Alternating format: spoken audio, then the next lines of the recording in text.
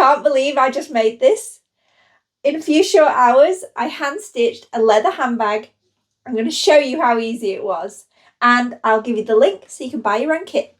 Hi everyone, welcome back to the sewing room. Today I'm over in my armchair working on a hand sewing project, a quick, lovely, easy to make leather handbag using a kit from Solace Leather. Let's get started. Solace Leather have lots of different kits to choose from in a really wide range of styles. You should definitely go and check out the website.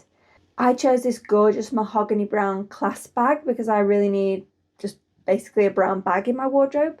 This is my second bag kit, so I knew the basics, but there is a detailed video tutorial, so you do pick it up really quickly. Here's what arrived.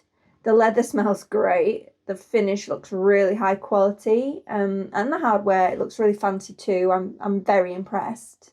So I've got the gorgeous wraparound flap, the front with the other part of the clasp, inside pocket panels, two sides, two straps, plus threads and tools supplies. Every panel is perforated for you and worked with waxed thread with a needle on each end of each strand of the thread. The main stitch pattern is the same throughout. I like to work from the back first, so you pass your needle through a hole from the back, and then your second needle goes through the same hole from the front, and then you're holding that first thread down and out of the way, and that gives you a better gap to pass your needle through. You can see the hole better. You can pull the second needle firmly and you end up with beautifully even stitches on both sides. So I'm just snuggled up in the corner of my sewing room working on the inner flaps of my bag kit. My top tips are that you've just got to power through and get through the first few stitches, because when your threads are incredibly long at the beginning, because you have enough thread to complete the entire panel, it's so fiddly for the first sort of 10 stitches, and then it all sort of works out. You kind of get into your groove, the threads become shorter as you carry on, it's much easier, and yeah, you get into the groove of picking up from one side of your body and the other side and depositing over. It becomes very kind of meditative. All of the bags come with perforated holes that are slightly bigger on the front compared to the back. So there's two schools of thought about whether you should go through the front first or the back first. I generally prefer going through the back first, just to help me prevent, it sort of opens the hole up a bit first, prevents me accidentally splitting my stitching by coming through the back on top of the stitch I've just done. And that's splitting the thread, because if you accidentally catch the centre of the thread, it's waxed, so you could accidentally split it a little bit. It's one of those sneaky things where people think, oh gosh, that looks so hard, when actually it's quite achievable. I love how they've finished all the edges in the coordinating leather paint, the thread matching too. It all looks so polished. I'm excited already. Keep that thread tight as I pull the work through, and then we swap. Just checking my stitching there. It's looking lovely and neat. This gorgeous brown thread is colour matched to my leather, so it's going to look amazing when it's done. It's actually finally stopped raining, which is quite nice, but this was also making a good project for a rainy day when I first started it. I thought, okay, that's fine. I can sit in the corner while it's rainy and work on my bag. I think the big thing for me this year is to keep trying to make things that feel more elevated, feel more designer, look more high-end. I have all these advanced sewing skills and I I teach them, but I don't really use them for myself. I was watching a really interesting post from another sewing teacher who says that she was a dressmaker, and she gives all her clients the best possible high-end finishes, but the clothes she makes for herself, she always feels are a little bit rushed, and that really resonated with me. I thought, yeah, it's quite nice to slow down and treat myself and try a new technique and learn something. I recently reshared the laced bodice dress I made last year, and everyone who sees that dress sends me so many nice comments about the lacing detail that I used, which was inspired by some high-end designer garments that I saw on Pinterest. And it was actually such a fun experiment, figuring out how to do all the lacing, adding it to the dress.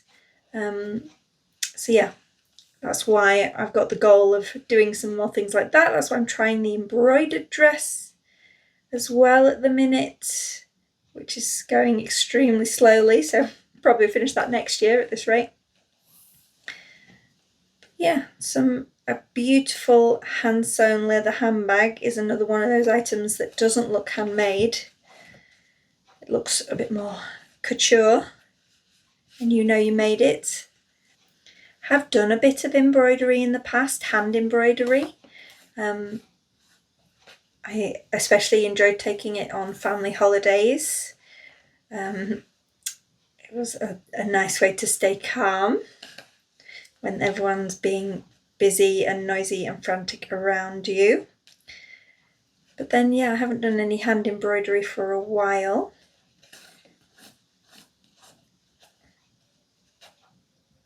Someone I'm following on Instagram who's been hand embroidering a jacket with like a million little cross stitches. Just, little dashes of colour all put on by hand, and it's so effective.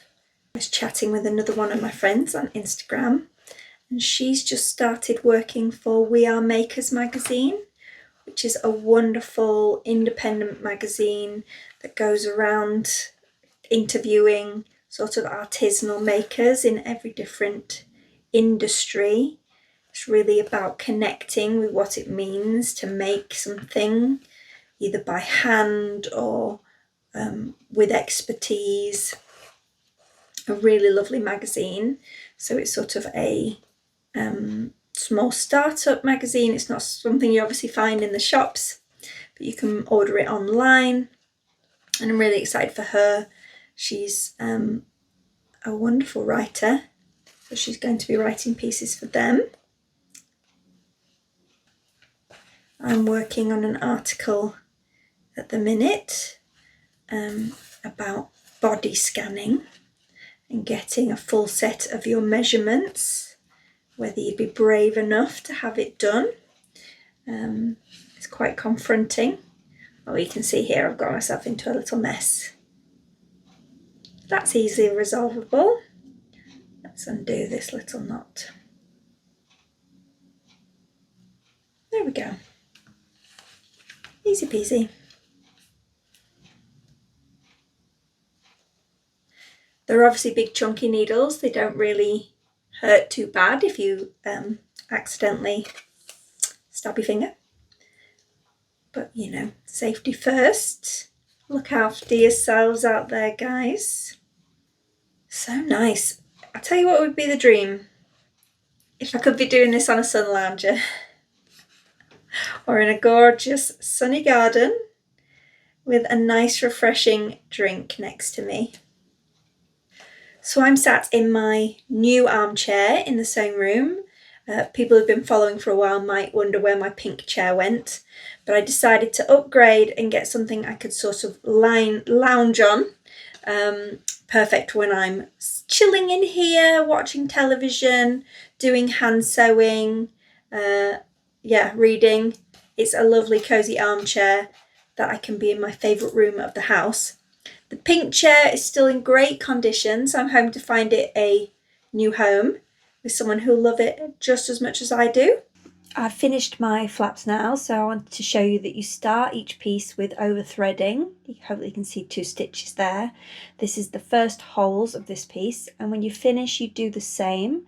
So at the end here I've got 2 stitches in the top and the threads are passed through to the back, and then this is how you finish them. So you're going to take your snips or a small pair of scissors and cut down to just a few millimeters. And then because the thread is waxed, you can take a lighter or a match and you can melt it down to secure it. So holding your lighter close, you melt until you see the threads start to bubble, and then you press them into the other threads. Oh, I accidentally caught mine a little bit, but it's nice and secure. Ignore that straggling thread. I'll peel that off, but that's nice and secure now. Now it's time to take my front and attach the strap. So I've got my little tabs, that's the right side, and I go through the D-ring. Oh, don't think I need that number anymore. Let's peel that off. So the tab is pressed in half, and then that's going to attach to the top of the front, and it's the same principle for the handle, even though you're going through 3 layers of stitching now.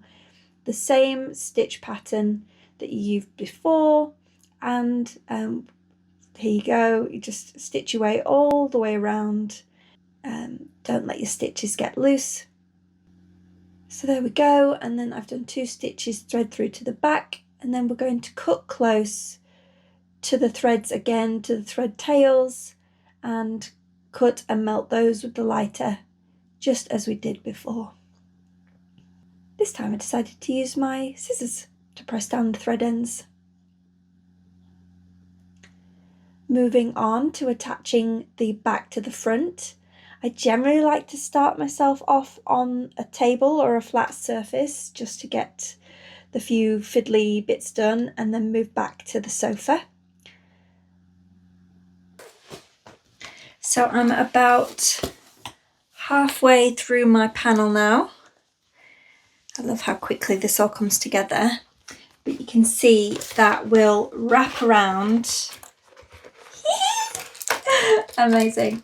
And then we've got side panels to add, plus the pockets, the inner pockets where I'm going to keep my mobile phone and everything. But I just love how you can really start to visualize it already. Gorgeous. Right, let's see what I can get finished before I have to stop for dinner. So it's day 2 and I'm back in the sewing room with my little assistant. I just woke her up from a nap, and the bag is looking gorgeous. So last night I managed to power through before stopping and get this entire curved side panel sewn. There's just 2 stitches left at the top for finishing stitches, and that really brings the bag together. I kept messing up this centre front. I think I was just distracted or hungry or something, but I'm going to put a little video together for when I do the other side, just to show you exactly how to do the order of the stitches to get the finish, just to stop you from making the same mistake I did. So you're going to start in the second hole with the long ends even.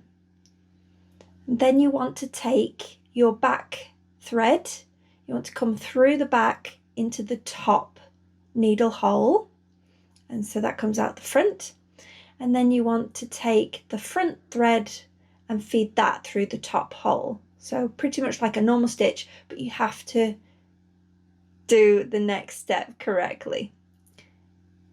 Then you want to take the back thread and you're going to loop it around the top and bring it into the front. So it's the back thread goes through the front and over the top, keeping the thread nice and tidy at the top. And you're going to do that twice. So that was the first one, and then over the top again, through from the front and out the back. And then you want to align those stitches so they sit parallel to each other, not like sort of twisted on top of each other. and they're both coming out, both threads are now coming out of the top hole, and you can now work your way down. You've got double stitches across the top, and you can work your way down with double stitching in the second hole. You can see that here on my first side when I did it correctly. I also wanted to show you what I was doing with the leather clips. The kit comes with these clamps, these bulldog clips, and leather covers so they don't hurt your finger. But I actually like to sandwich it between the leather bag and the clip to avoid making any indentations, because that bulldog clip is quite tight and it might leave a little mark. It's the perfect little buffer with the suede side facing the bag. So today I'm going to finish off by sewing this other side, and then I'm done. Then all I have to do is clip on the handles on this side. They go onto the rings, just clip onto those gold rings, and yeah, we'll be done. So when you sew up the side, you start round here, and then when you get beyond the halfway point, you attach the lining panel, the pockets at the same time, and that gives us our lovely pocket to put mobile phones and things in. It's such a good size. I'm really excited. You like it too, don't you? Have a sniff. Ooh, smells like real leather. I don't think you would fit in here though. She's a bit big for that. So as a reminder, Chewy is 11 years old. She is, well, thereabouts. She's a rescue cat, so you can never really know. And yeah, she's sort of a middle-aged lady, because tortoiseshells, calico cats can live to 26. So you're about halfway there, aren't you, darling? But she's quite sleepy, quite chilled compared to how she used to be when we first got her. Don't get me wrong, she can still be a naughty tortie, but she makes a good sewing companion. Good girl. Okay, on with the bag. I'm going to do it up at the top, a little bit of wiggle room. Lower down is handy. So I'm not using it to hold it precisely because I want the layers to have a bit of gap. Got our first few stitches done. So much easier when you've got shorter threads. And it's like, what is the best angle to film at? You'll find a much more comfortable approach, I'm sure. And at the top here we have one extra hole to go around, and then I'm going to come back down 2 stitches and finish here, just like I did on this side, and then you can see I melted the threads to finish.